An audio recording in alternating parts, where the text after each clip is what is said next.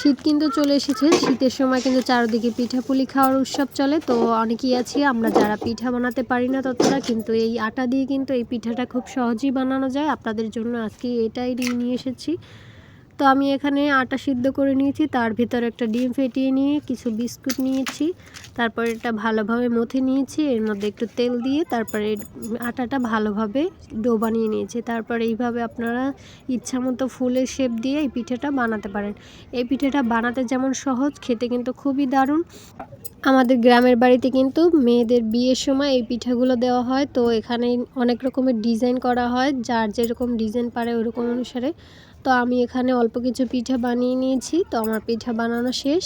দেখুন এই কয়টাই পিঠা হয়েছে। তো আমি এখানে পিঠাগুলো এক এক করে ভেজে নেব তেলের ভিতরে।